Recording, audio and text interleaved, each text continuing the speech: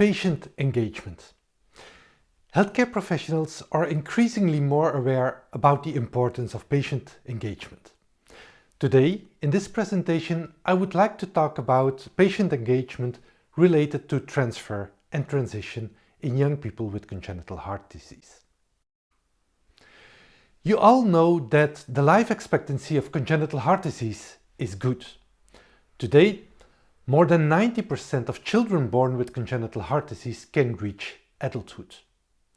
And once that they are approaching adulthood, it is recommended for most of the patients to transfer from pediatric cardiology to adult congenital heart disease. You heard the term transfer. Transfer is an important term here. Transfer is defined as an event or a series of events through which adolescents and young adults with chronic physical and medical conditions move their care from a pediatric to an adult healthcare environment.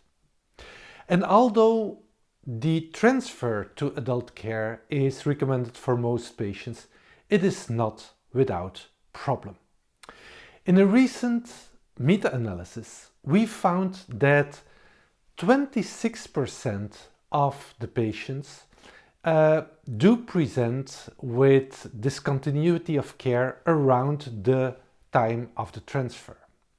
We found some geographic variation, and we also found that people with mild conditions were more likely to have interruptions in their care than people with complex heart defects. We also found that patients who are getting a transition program have less interruptions in care than people without a transition program. A transition program is a set of coordinated transitional care interventions that are provided in a structured but individualized way in order to support the process of the transition to adulthood and to achieve the outcomes of transition. Transition programs do have different cornerstones, and one of these cornerstones is that we have to involve the patients. We have to work with them. And the demands of the patients towards us as healthcare providers are important, and these demands are nicely expressed in this slide. Patients ask, inform us, engage us, empower us, and partner with us. The question about inform us is typically addressed by patient education. We are informing and instructing our patients with respect to different aspects that are important for their health and for their life, such as the heart defect, the treatment, health behaviors, preventive measures, sexuality and reproduction, the need for lifelong medical follow-up, etc. Important in this respect is to know that a transition program is not purely patient education. It's not because you are giving patient education that you are also having a transition program. The aspect about engage me. There are two elements in this.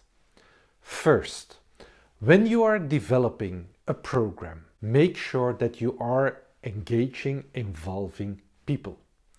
It is nicely expressed by the saying, nothing about me without me. Indeed, we need to listen to our patients to make sure that the care that we will provide, that this is in line with their needs and with their expectations. There are different ways to do so. You can listen to the patients by conducting qualitative research, by having in-depth interviews. There are other centers that are working with youth panels or youth ambassadors. These are representatives for the adolescent group who are keeping the finger on the pulse.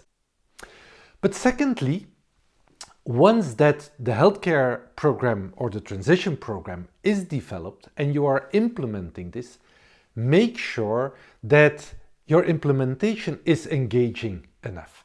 And quite often we are approaching our patients as a congenital heart disease patient, whereas it would be much more engaging if we would consider them and if we would approach them as an adolescent.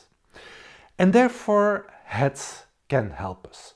HEADS is actually the framework for an adolescent health interview, and it refers to home, education, activities, diet, drugs, depression, sex, and safety.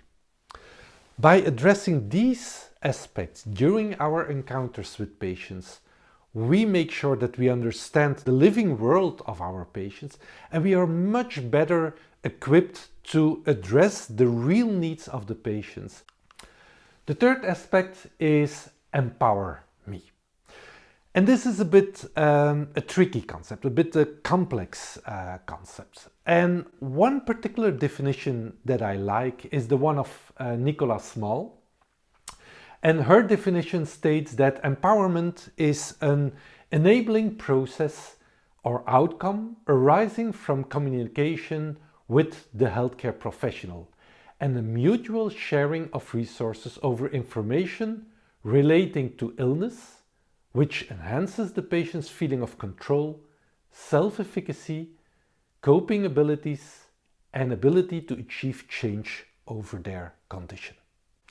The interesting thing of this definition is that Nicola Small identified 5 different components of empowerment, being knowledge and understanding, personal control, identity, shared decision-making, and enabling others.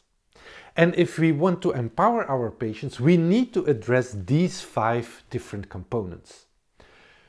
Patient education is typically used to increase their knowledge and understanding.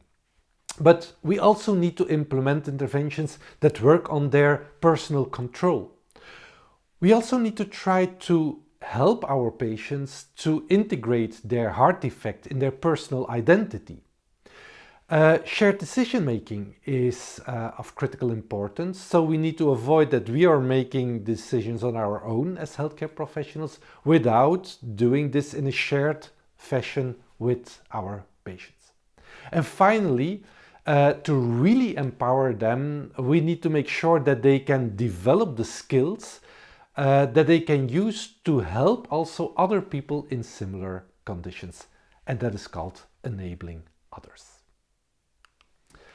The fourth and the final aspect in these demands from patients towards healthcare professionals is partner with me. And in fact, they are asking nothing more or nothing less than provide person-centered care. Make sure that we see the patients as a partner in care, and that we rather approach them as a person with capacities, with resources, with possibilities, rather than only as a patient with limitations and with problems. Let me come to the take-home messages of today. Although most patients are recommended to transfer from pediatric to adult care, a large proportion of patients present with discontinuity of care and an unsuccessful transfer is observed. We also found that transition programs are facilitating this transfer. A transition program is more than only providing patient education. When developing such a program, make sure that you involve the youth in the development, because doing so, you make sure that you are developing a program in line with the expectations and the needs of the persons. In the implementation of a transition program, make sure that you are addressing adolescent health issues, and the HEADS framework can be helpful in this respect. And finally, empowerment is the aim of transition. If we can make people stronger, if we can empower them, This will result in better clinical outcomes, better behavioral and better psychological outcomes in the longer term. Thank you very much.